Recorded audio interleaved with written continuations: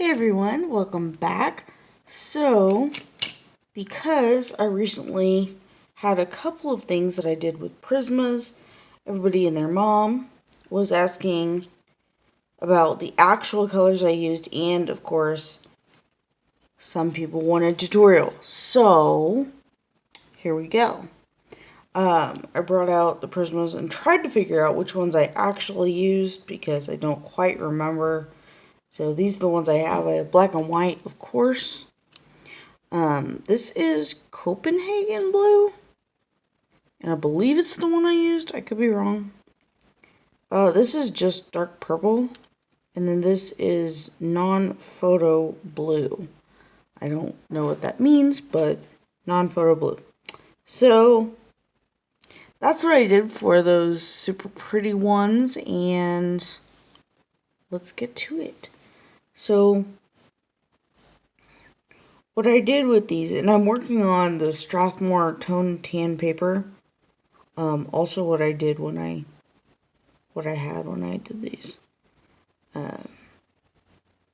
So that's my favorite toned paper. I have others, but this is my favorite. Especially when working with softer pencils.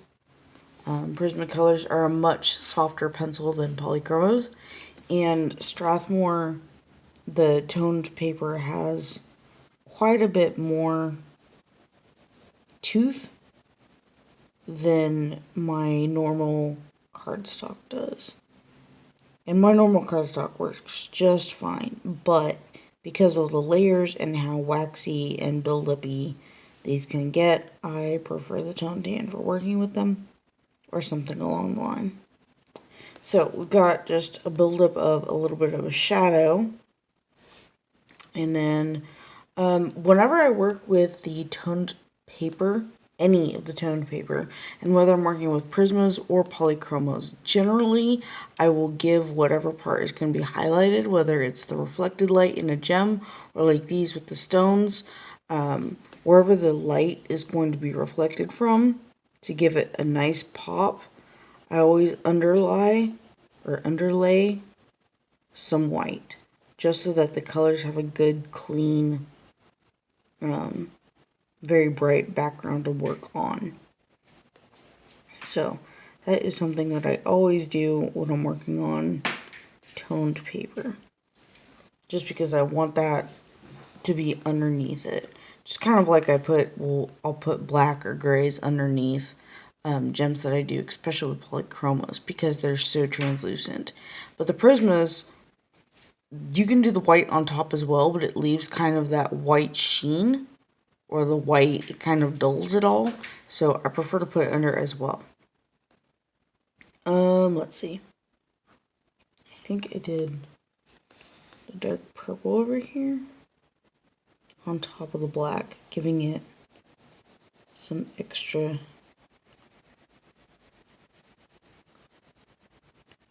depth. And I'm just used to working in layers and layers and layers of polychromos, so that's probably what's going to happen here as well. And go up to the Copenhagen blue. I'll be pulling the Prismacolors out quite a bit for a while, just so that I have so I can answer questions and walk things through with you guys and do whatever I can to help. So if you have specific Prisma questions, if you have specific stones or gems that you want to see with Prismas, please let me know.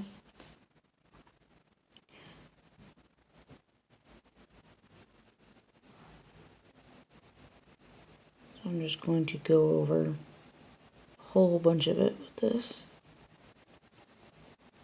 because layers, that's why.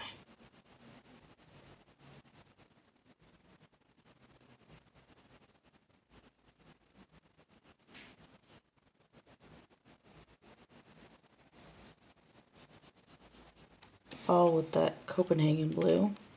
I'm going to go up to the lightest of these colors is the non-photo blue.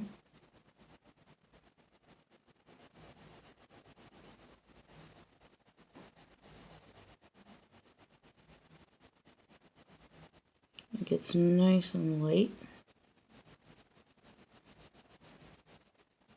Oh my gosh, there's so much dust. Sorry.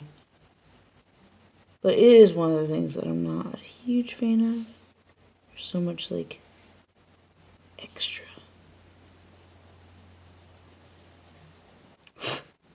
There we go.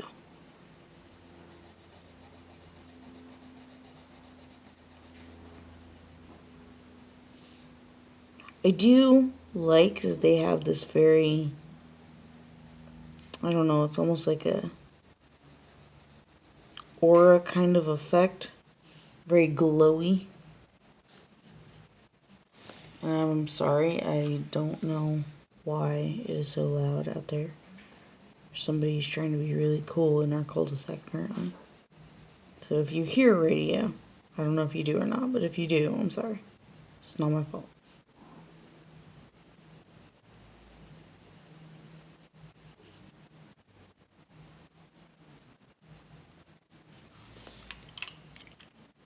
Go back down to the dark purple down here.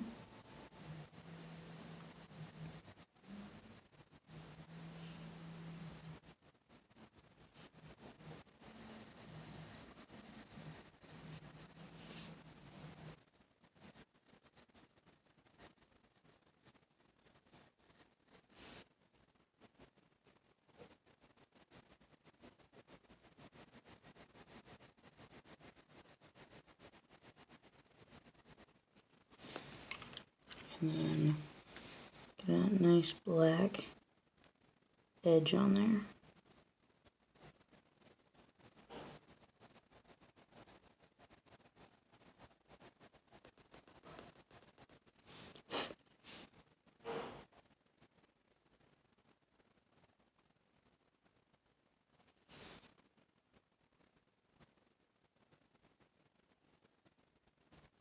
I do like how dark the Prismacolor black is and how opaque it is.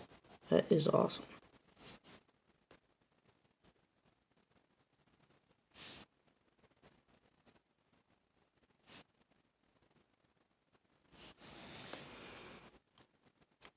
And now we just kind of go back and forth with the colors. And just until you get it the way you want it. Or whatnot. So it's all smoothed out and according to your wishes, I guess.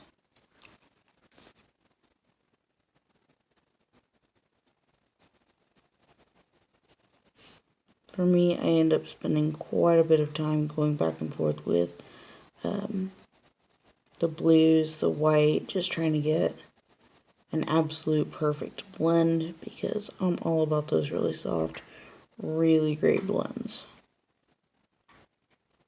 Whether it's polychromos or prismas or anything, I really love it when my stones and my gems have that really great, really smooth blend. I think it really brings it all together very nicely. See, that's almost like too much of a shine, you know what I mean?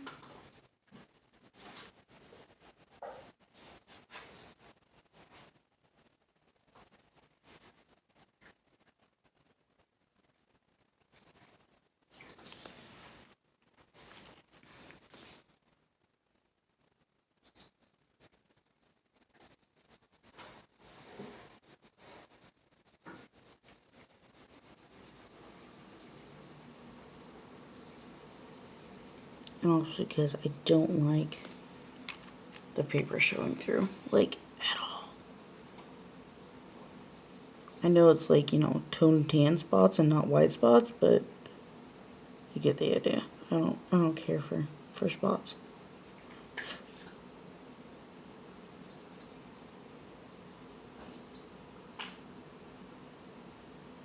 And of course you do get to the point with Prismas where it just won't take anymore, which is totally fine. And that's pretty much where we're at. I'm going to do a little bit of soft blending with a paper stump.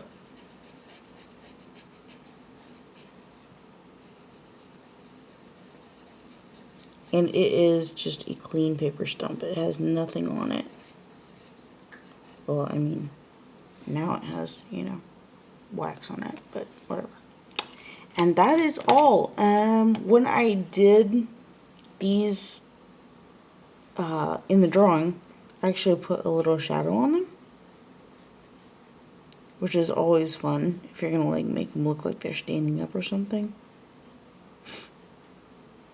So you just put like a little shadow like this, and it kind of looks a little bit rounded here. You do it darker right here in the middle, and then just kind of fade it out a little bit at the edges.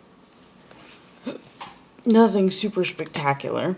And then with Prismas, I almost never use the Uniball Signo, which is the normal pen that I would use to just slap on the highlight. I do use the Jelly Roll because I found that does not as often pick up the pigments and change color. It will, it still will, but just not as often. So I prefer to use a Jelly Roll when I use Prismas. By the way, I have never had that happen with any other pencils. Like the whole pulls the pigment up into the gel pen. But only ever had that happen with Prismas. I wonder why that is. Anyway, there we have it. I don't know what got into me and why I did like the little round highlights on this. And I did that on the original one as well. But I really liked it, so I figured, why not? There's no real rules. It's just how I like to do them. So, I hope you enjoy it. I hope you could do your own. Change your colors, mix it up, you know, make it look like an oil spill. For an extra highlight, if you want a little extra dimension, maybe you take this and go down here. Make it look kind of like the ground is reflecting up on it. You can do that. You can also do it with the blue as well. You could go in here with the blue and give it a little bit of a highlight, a reflected light, if you wanted to. Can you see that? Yeah, you can see it. Okay. There you go. So, remember to let me know if you want to see something in Prisma specifically, or a certain stone, or a certain gem. Let me know, and we'll see what we can do. Talk to you next time. Bye.